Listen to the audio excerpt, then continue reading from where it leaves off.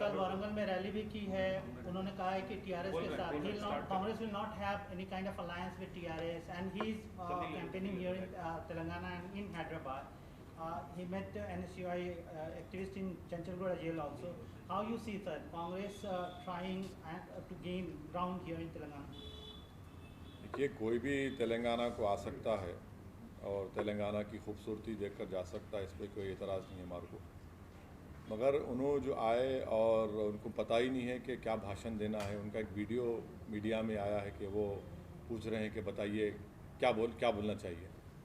तो जब आपको यही नहीं मालूम कि तेलंगाना की जनता को आप क्या पैगाम देना चाह रहे हैं और क्यों आपका साथ दें, आप बिल्कुल जहन आपका एम्प्टी है. आप क्या मैसेज देंगे, क्या पैगाम देंगे और कैसे टीआरएस से मुकाबला कर पाएंगे आप. और दूसरा ये है कि कांग्रेस बिल्कुल जीएचएमसी में वाइप आउट हो चुकी है, जहाँ पर 24 असेंबली सीट्स है. तो ठीक है, आए, अच्छा है, आते रहिए. टीआरएस को चैलेंज करने नहीं, वो बीजेपी को भी चैलेंज करना है और आपको भी चैलेंज करना है. अरे हम तो बोल रहे हैं कि आप नेक्स्ट टाइम जो है आप बजाय अब तो वायनाड भी हार जाएंगे, आप आ जाइए हैदराबाद सिकंदराबाद लड़ लीजिए, किस्मत आजमाइए. आपने कहा या चलिए आप मेदक लड़ लीजिए, आइए ना, किस्मत आजमाइए. सर, आपने प्लेसेस ऑफ वर्शिप एक्ट का हवाला देते हुए एक ट्वीट किया था ज्ञानवापी मस्जिद को लेकर. मुख्तार अब्बास नकवी साहब का एक स्टेटमेंट आया है, उन्होंने ये कहा है कि इस पर सियासत करने वाले सिर्फ वही लोग हैं, या तो वो संघी हैं या साजिश रचना चाहते हैं. आप कैसे? देखिए, साजिश तो जिस पार्टी से मुख्तार अब्बास नकवी साहब वाबस्ता हैं वो साजिश रचा रही है. और गवर्नमेंट ऑफ इंडिया को, यूपी सरकार को ये चाहिए था, मोदी सरकार को और यूपी की बीजेपी सरकार को ये चाहिए था कि उस कोर्ट को जाकर बताते कि पार्लियामेंट ने 1991 places of religious worship act को पास किया है, जिसमें कहा गया कि 15 अगस्त 1947 को जो रिलीजियस स्ट्रक्चर्स जो हैं, चाहे वो मस्जिद हों या मंदिर हों या जैन तबके के हों या सिखों के हो या ईसाइयों के हो या जिस किसी रिलीजियस प्लेस हो, उसको डिस्टर्ब नहीं किया जाएगा. वो नहीं किए. उनको तो चाहिए था कि कोर्ट को जाकर बताए. दूसरी बात यह है कि मोदी सरकार ये जानती है कि जब बाबरी मस्जिद सिविल टाइटल का जजमेंट आया, उसमें उस जजमेंट में ये कहा गया कि 1991 प्लेसेस ऑफ वर्शिप एक्ट को उन्होंने basic structure of the constitution से जोड़ दिया. तो ये सरकार की जिम्मेदारी थी, संवैधानिक जिम्मेदारी थी कि उस कोर्ट को बताए कि आप ये गलत कर रहे हैं. मगर क्योंकि आप नफ़रत की राजनीति करते हैं और आप हर नफ़रत में अपनी सियासी रोटी सेकते आए हैं, इसीलिए आपने खामोशी बनाई रखी है. वो बताए ना, बीजेपी बताए कि क्या वो 1991 places of religious worship act को मानती है, नहीं मानती है. मानना पड़ेगा, पार्लियामेंट से एक्ट है और सुप्रीम कोर्ट ने उसको कहा कि basic structure of the constitution से जुड़ा हुआ है. अगर ये मसले को तूल कोई दे रहा है तो वो बीजेपी दे रही है और संघ परिवार दे रही है. वो ये चाहते हैं कि वो जो नफ़रत का दौर था हमारे मुल्क में 1990 का, वो दोबारा इस मुल्क में दोहराने की कोशिश कर रहे हैं. क्या क्या नहीं खोया सब ने, भारत ने खोया ना, देशवासियों ने खोया.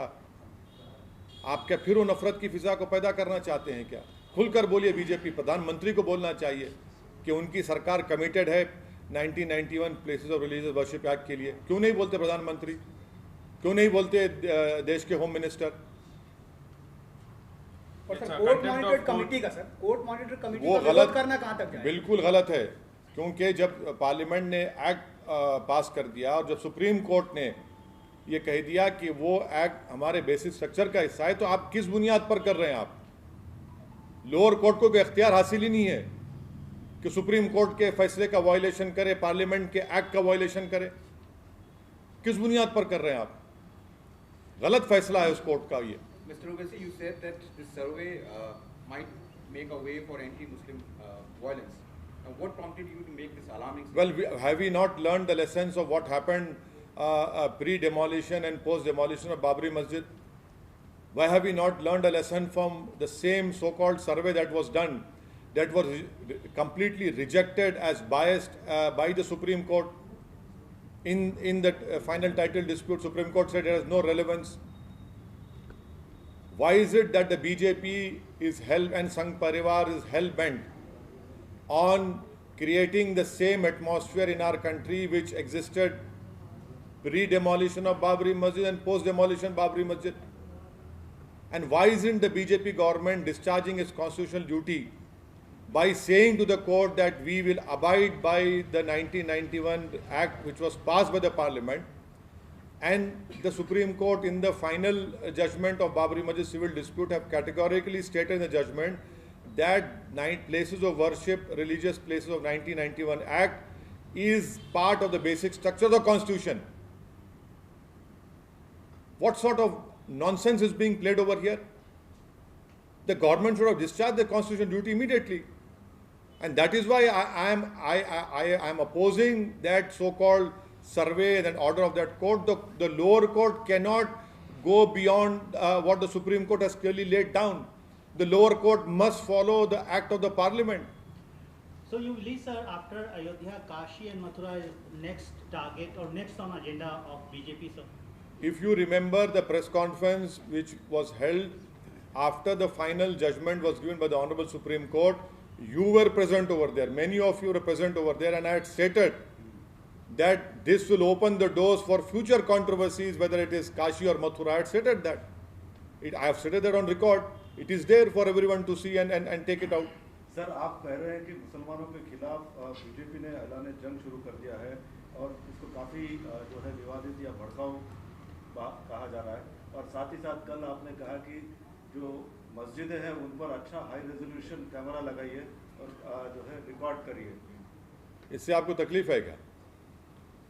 नहीं भाई, एक काम करेंगे ना, हाई रेजोल्यूशन कैमरा लगा के जब प्रोसेशन आएगा जी टीवी में लाइव टेलीकास्ट कर देंगे। कैरी करिए आप देख लीजिए पत्थर कौन फेंक रहा है। मैं तो ये बोला हूं ना, क्योंकि आप तो घर तोड़ दे रहे हैं।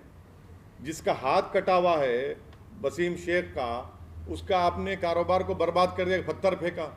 जो 70 साल का बूढ़ा है आपके खरगोन में, आप उनको पीट पीट कर घर तोड़े, पत्थर फेंकने का इल्ज़ाम लगाए।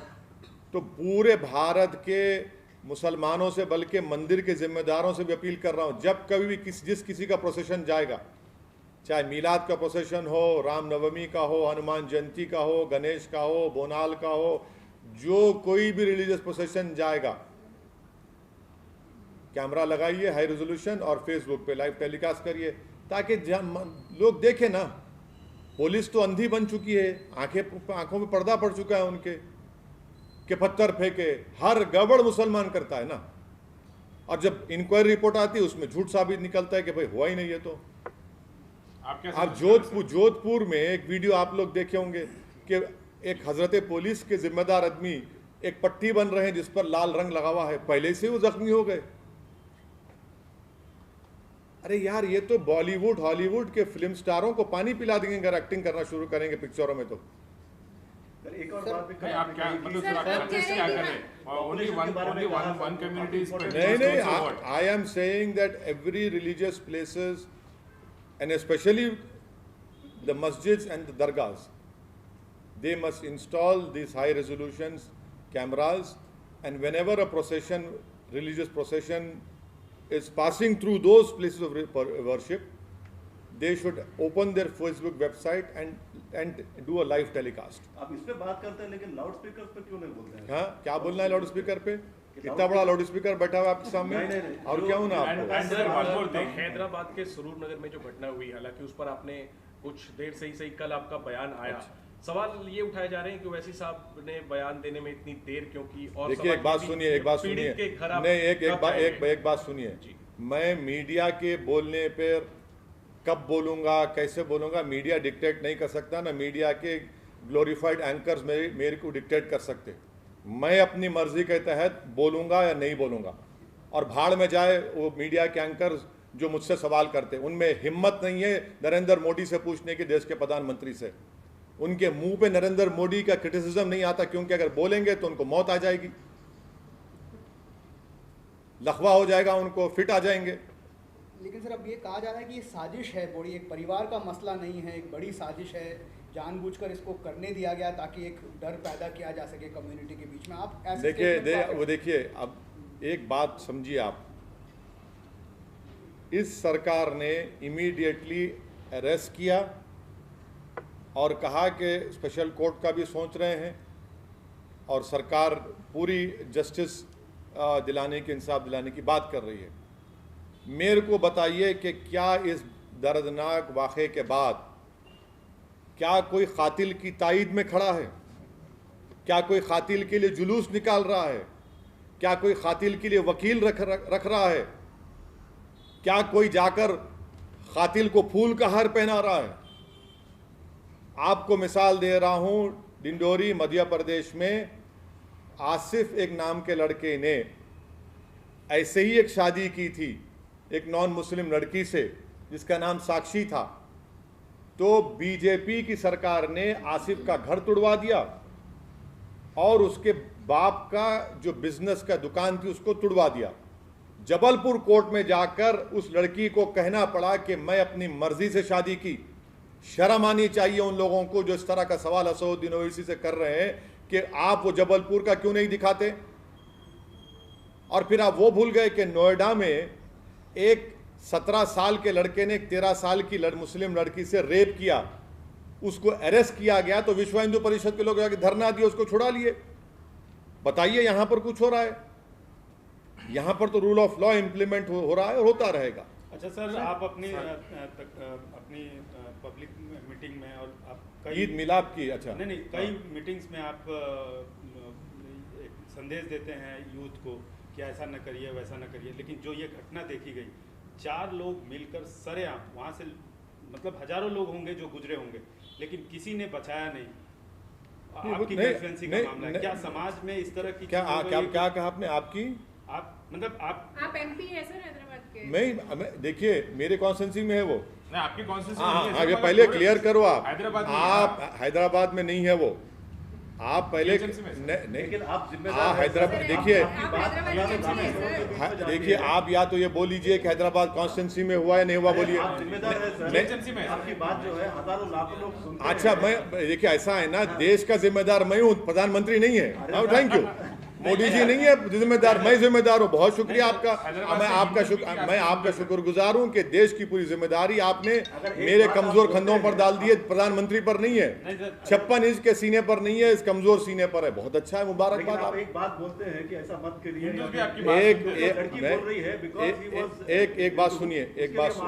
एक बात सुनिए। जब मेरे भाई पर गोलियां और चाकू चलाया जा रहा था तो वीडियो निकाला जा रहा था, वो तो बलाला साहब का सिक्योरिटी गार्ड था जो आकर बचाया।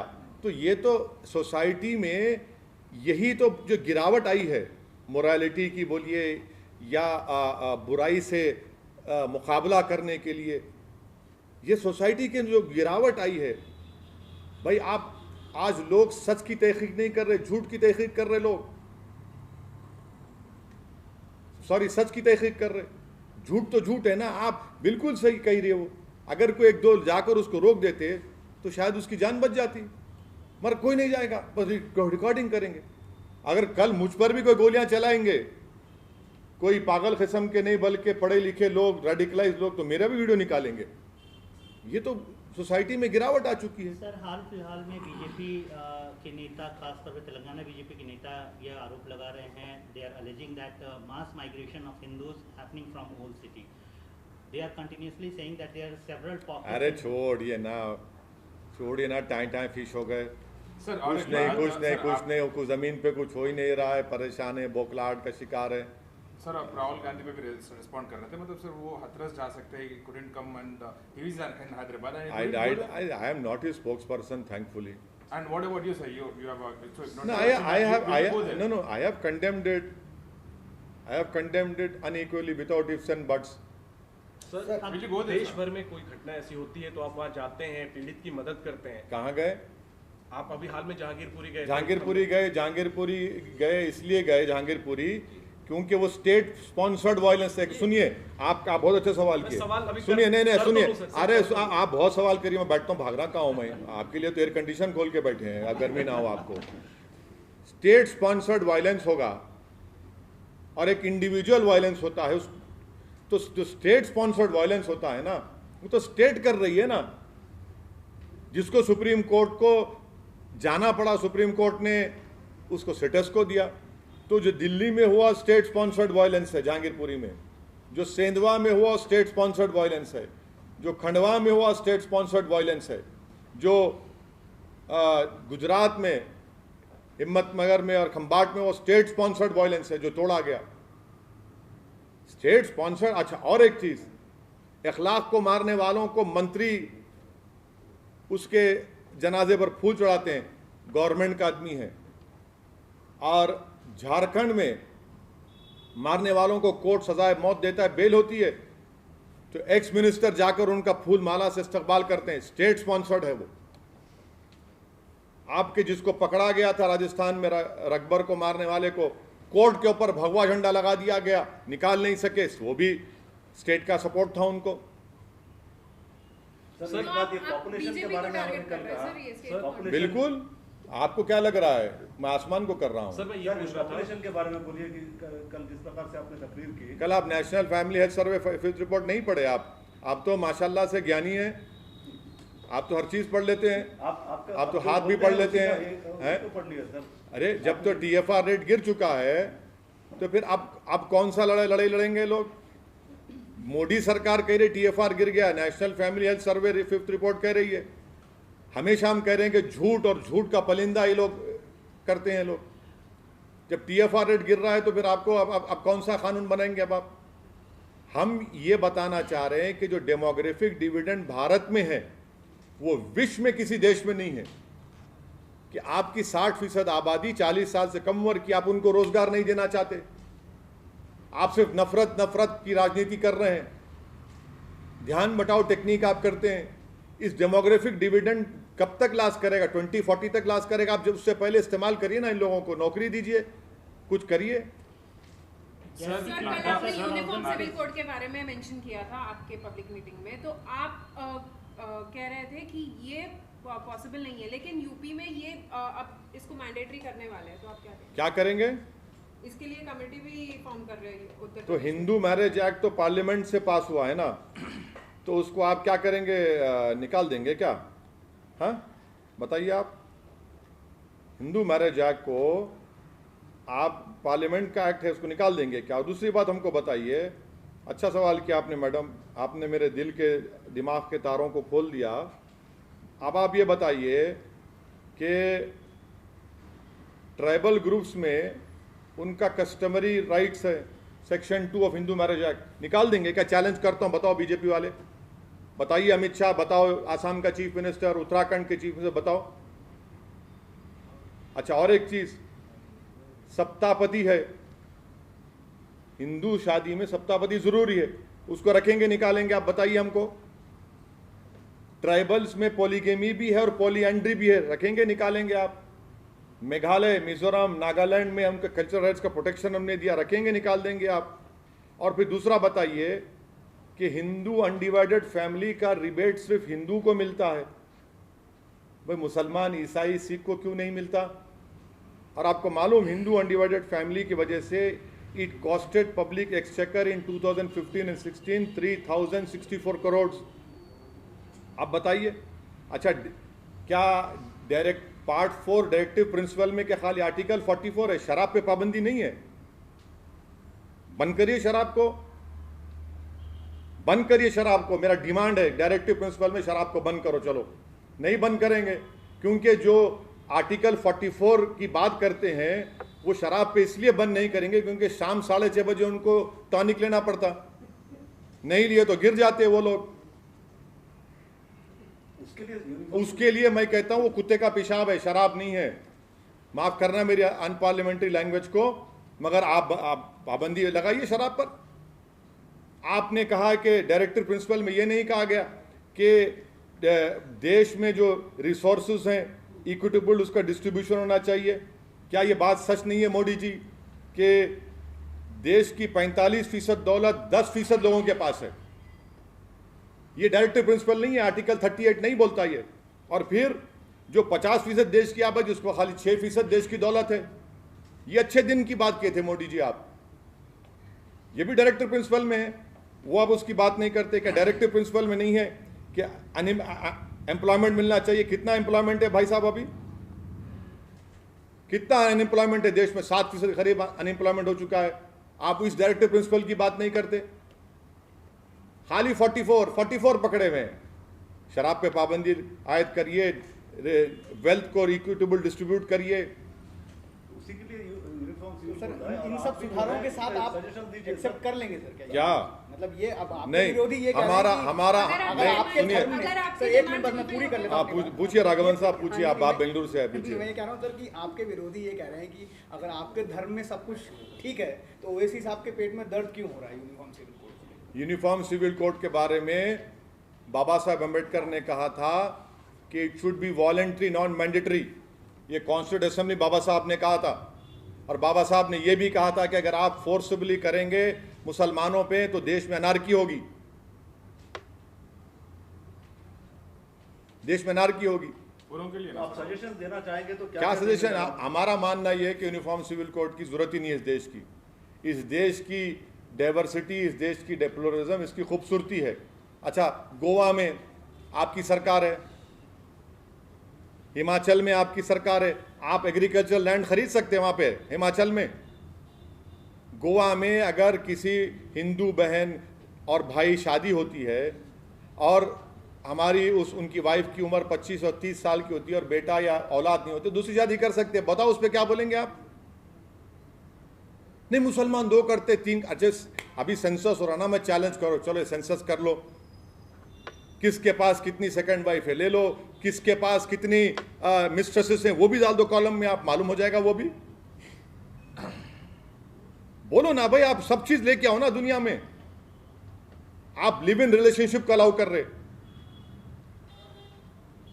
क्या बात है फिर? आप पेट्रोल की कीमतें बढ़ रही थी, अब कुकिंग गैस, रसोई गैस की भी कीमत करीब देखिए, देश के प्रधानमंत्री नरेंद्र मोदी को यह बात मालूम हो चुकी है कि मैं जब तक नफरत की राजनीति करता रहूंगा, मेरा वोटर को बस वो नफरत की राजनीति चाहिए। उसको गैस पे 50 ने 1000 रुपये बढ़ा दो, वो बोलेगा नहीं नहीं मैं मोदी जी को वोट दूंगा। वो तो सोच के बैठे हैं ना कि उनको कोई पॉलिटिकल कॉस्ट नजर नहीं आता। और इनकम नहीं बढ़ रही है, इन्फ्लेशन बढ़ रहा है। अच्छे दिन आ गए माशाल्लाह, जितने मोदी जी के वोटरों में मुबारकबाद दे रहा हूं आपको कि अब आरबीआई की रिपोर्ट आने वाली है, आप देखेंगे कि 8% इन्फ्लेशन बताएंगे। ये तो मोदी जी के वोटरों को सोचना चाहिए। वो मोदी जी के नफरत की राजनीति को उनको काबिल कबूल है, तो ये भी उनको काबिल कबूल होगा शायद कि वो शायद गैस के सिलेंडर पे नहीं पकाते होंगे, लकड़ी पे पकाते होंगे, शायद उनको आसमान से पक के आ जाता होगा। नहीं मालूम गरीब की तकलीफ क्या होती है। Sir, and also Kerala has become an breeding center for Islamic terrorism. This is what Nadda said. What would you like to state? Did he? I don't know what he said. He said Kerala has become a breeding center for Islamic terrorism. Wherever they go, they say all this nonsense, which has no relevance to the reality and the truth. If there is there, then you should give all that inputs to the Kerala government, so that they can verify, inquire, and if such claims are true, they definitely take some action. He alleged left only, sir. मतलब in left rule only. अरे भाई आप दीजिए ना, क्या है बताइए ना, उनको दीजिए, गवर्नमेंट को, स्टेट गवर्नमेंट को दीजिए। आप लॉ एंड ऑर्डर स्टेट का सब्जेक्ट है, आप शेयर करिए उनको पूरा। सर, कल आपकी तकरीर में आपने यूपी का एग्जांपल देते हुए ये भी कहा था कि अगर आप अपने नुमाइंदे नहीं चुनेंगे तो बुलडोजर चलेंगे। ये मतलब कैसे आप इसको मतलब? देखिए, मैंने seeking vote on religious lines, isn't it seeking vote on religious line that one particular community should have their own representation or own representative? Isn't it like seeking vote from one particular community? I am. अरे आशीष साहब, आपने तो क्या सवाल किया है माशाल्लाह से, अल्लाह आपको सलामत रखे। बीजेपी एक मुसलमान टिकट नहीं देती, हमारे ओवैसी से आप सवाल करेंगे। यूपी में एक मुसलमान टिकट नहीं देती, और टेनी का घर नहीं तोड़ते आशीष साहब। मेरा जामिअतुल अशरफिया का मदरसे का बिल्डिंग तोड़ देंगे आप, कानपुर का मदरसा तोड़ देंगे। जिसकी बेल सुप्रीम कोर्ट कैंसिल करती है उसका घर नहीं तोड़ेंगे आप, और आप हम पे सवाल कर रहे हैं। अब मेरा बोलना यह था कि भारत के मुसलमानों को इस बात का फैसला कर लेना चाहिए, खास तौर से हिंदी बेल्ट में, कि आप सरकार को नहीं बदल सकते, रियलिटी है। आप अपने वोट से अपने पार्टी के कैंडिडेट्स को कामयाब करिए ताकि वो आपके इंसाफ की लड़ाई जमहूरियत और आइन के दायरे में रहकर लड़ सकें। आप सिर्फ वोट डालकर अपनी तकलीफ को सह रहे हैं। मेरे लिए बहैसियत एक मुसलमान बड़ा तकलीफ दे बात है कि कानपुर में एक मदरसे से कुरान के पारों को चुना जा रहा है। मेरे अल्लाह के कलाम को मट्ठी में मिला दिया गया, उसको उठाया जा रहा है। मेरे लिए बड़ी तकलीफ दे बात है कि एक जामिअतुल अशरफिया जो पूरे वर्ल्ड में मशहूर है, वहां पर एक 50 साल बिल्डिंग को तोड़ दिया गया। मेरे लिए तकलीफ दे बात है, कोई बोलता ही नहीं है। भाई जिस मुबारकपुर से समाजवादी के एमएलए साहब कामयाब हुए विधायक, वो गूंगे क्यों बन गए? अखिलेश यादव कुछ नहीं बोलेंगे? तो मेरी शिकायत, मेरी गुजारिश हिंदी बेल्ट के मुसलमानों से अब डायरेक्टली मैं आपसे अपील कर रहा हूं कि आप इस बात को समझिए मेरी। ये लोग जो आकर आपके वोटों का जो धंधा करते हैं, दलाली करते हैं, उनके बातों में मत आइए। आप कौन कर रहे हैं सर? वो जानते हैं वो लोग। चौधरी कौन है सर? लेकिन बार बार आप सर आपने बोला कि बुलडोजर चलेंगे। उत्तर प्रदेश में आप मुसलमानों को बोल रहे हैं कि ऐसा नहीं करेंगे तो बुलडोजर, आप भी बुलडोजर चल रहे हैं ना। आप भी देखिए, खौफ नहीं कर रहे हैं। एक समाजवादी पार्टी का सिटिंग एमएलए है बरेली का, उसके पेट्रोल पंप को तोड़ दिया गया। उसका नेता मुझे कुछ नहीं बोलता भाई। अखिलेश यादव क्या बोले उसके पेट्रोल पंप तोड़ने की? क्योंकि वो मुसलमान था, नहीं बोले। मगर इफ्तार की दावत में रोजा हम रहते, खजूर वो खा लिए। सर, दिल्ली की जो सियासत है उसमें बीजेपी नेता तेजिंदर बग्गा है, उनकी गिरफ्तारी पंजाब पुलिस ने की, उस पर 2 दिन से गरमाई हुई है। आप अवगत हैं पूरी बात से, आप क्या राय रखते हैं? अरविंद केजरीवाल पर टारगेट कर रही है बीजेपी। एक बात सुनिए, आप क्या राय रखते हैं? एक बात सुनिए, क्या बीजेपी ने, आसाम की सरकार ने एक एमएलए को उठाया नहीं गुजरात से? और फिर क्या और एक सरकार ने नहीं उठाया? ये क्या तमाशा हो रहा है यार? ये तो आप तो कॉन्स्टिट्यूशन की धज्जियां नहीं बोले, कॉन्स्टिट्यूशन को दफन करना चाह रहे हैं आप। क्या तमाशा हो रहा है ये? हम इसीलिए तो हम कह रहे हैं कि रूल ऑफ लॉ को फॉलो नहीं किया जा रहा है। रूल बाय गन स्टेट को चलाने की कोशिश हो रही है। ये देश के लिए ठीक नहीं है। सरकार किसी की भी हो, आज आप हैं कल आप नहीं रहेंगे। रूल ऑफ लॉ को फॉलो करिए। आप मानते हैं गिरफ्तारी गलत हुई जिस तरीके से बग्गा की गिरफ्तारी? मैं ये कह रहा हूं, अरे ये कौन है भाई? ये आपको इतनी मोहब्बत क्यों होगी उससे? अरे आपका नूरे नजर होगा। सर, बीजेपी के नेशनल स्पोक्स पर्सन ये बोल रहे हैं कि आपके लैंग्वेज को देखकर, मतलब मुसलमान कैंडिडेट्स को आप जिताने की बात कर रहे थे कल और अभी भी बोल रहे थे, उस पर वो रिएक्ट करते हैं। इतनी जल्दी रिएक्शन आ गया हमारा? हाँ सर, रिएक्शन आ गया। आपको नया जिन्ना बोल रहा था। यहाँ तो 5G का रिएक्शन हो गया। सर, आपको नया जिन्ना बोला जा रहा था। जिस जगह पर आप बैठे ना, इस जगह ने जिन्ना को रिजेक्ट किया था जहाँ आप और हम बैठे हैं, तो उनको पता ही नहीं है। और उस सावरकर ने 2 नेशन थियरी की बात की थी सबसे पहले, उसके बाद जिन्ना किए। हमने तो दोनों के पैगाम को रिजेक्ट किया। अगर मैं संविधान के दायरे में रहकर ये कह रहा हूं कि मुस्लिम पॉलिटिकल एम्पावरमेंट होने चाहिए, तो देश के लिए अच्छी बात है ना। मैं फिर से उन बीजेपी के जिसने हम पर इल्ज़ाम लगाइए, क्योंकि आप तोते हैं, आपको खाली एक ही बात बोल सकते आप। क्या श्याम शरण साहब ने ये आर्टिकल नहीं लिखा जिसमें कहा कि ये जो देश में नफरत का माहौल चल रहा है, उससे मुसलमान, अगर चंद मुसलमान रेडिकलाइज हो जाएंगे तो सिक्योरिटी के लिए हमारे लिए खतरा है? ये श्याम शरण साहब ने कहा, ओवैसी ने नहीं कहा। होश के नाखून लो, जो देश की जिंदगी भर खिदमत की और आज भी खिदमत कर रहा है। आप देखो, उनकी बात को समझो। आप अगर आप देश हित में बात करना चाह रहे तो आप श्याम शरण साहब की बात को समझो। सर, आपने कहा कि आपने मुकम्मल तरीके से सीए का विरोध किया था, जिसके बाद सरकार बैकफुट पर आ गई। अभी बंगाल में अमित शाह ने हम फिर प्रोटेस्ट करेंगे इंशाल्लाह। हम फिर प्रोटेस्ट करेंगे। हमारा संवैधानिक राइट है प्रोटेस्ट करना, पीसफुल प्रोटेस्ट करेंगे। सर, आपने कल बोला कि बिहार में पार्लियामेंट्री इलेक्शन लड़ेगी एमआईएम। प्रशांत किशोर वहां पर पदयात्रा करने, मैं किसी के बारे में नहीं बोलना चाह रहा हूँ। आपकी क्या प्लान है बिहार को लेकर? बिहार के अलावा और किन राज्यों में आपको? अरे अभी कल तो गुजरात में कंटेस्ट करेंगे सर? गुजरात में असेंबली इलेक्शन लड़ेंगे ना मैडम, आपका स्टेट में जाएंगे ना आपको। और क्या दिल्ली में आप म्युनिसिपल लोकल बॉडी इलेक्शन हाँ लड़ेंगे, जहाँ इलेक्शन होगा, जहाँ हमारा यूनिट है, लड़ेंगे हम। मुंबई बीजेपी को फायदा होगा। हाँ मुंबई अभी म्युनिसिपल इलेक्शन होने वाले हैं, हाँ लड़ेंगे। महाराष्ट्र में इलेक्शन होगा, लड़ेंगे ना, क्यों नहीं लड़ेंगे। इम्तियाज जलील से बात हुई हमारी, हम तो औरंगाबाद गए भी थे, बातचीत करके आए पूरा।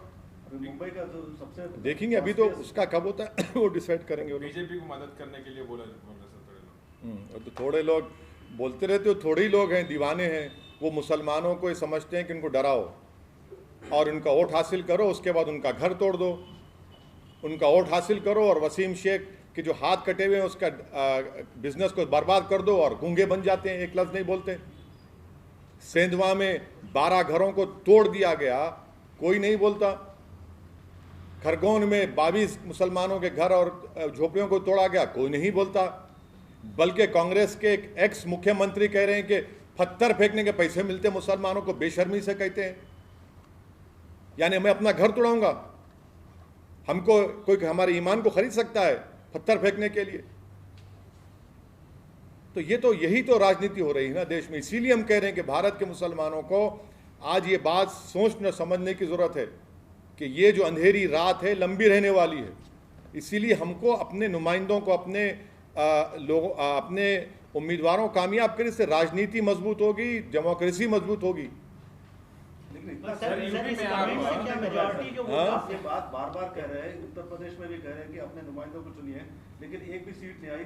क्यों भरोसा नहीं करते? तो बोलना छोड़ दूं मैं सच्चाई को और झूठ को कबूल कर लूं, धोखेबाजों को कबूल कर लूं, हाँ फेंटा को कबूल कर लूं। जो लोग धोखा दे रहे हैं उनको धोखेबाज तो बोलना पड़ेगा ना। जो लोग मेरा वोट लेकर आज खामोश हो जाते हैं, जामियातुल अशरफिया की मदरसे को तोड़ा गया, कानपुर के मदरसे को तोड़ा गया, एक लफ्ज नहीं बोलते। और वो लोग जो कह रहे थे मुसलमानों से वोट दो बीजेपी को हराओ, आज वो सब खामोश बैठे हुए हैं, चूहों की तरह अपनी बिलों में जाकर बैठे हुए हैं। कौन है सर? बहुत से लोग हैं जिन लोग जानते हैं। सर और एक बात, आप एसपी को ज्यादा क्यों टारगेट कर रहे हैं बीजेपी से? मतलब कम करो, टारगेटिंग मोर, थोड़ा कम करूं क्या? बीजेपी को आप करते हैं ना सर यूपी में?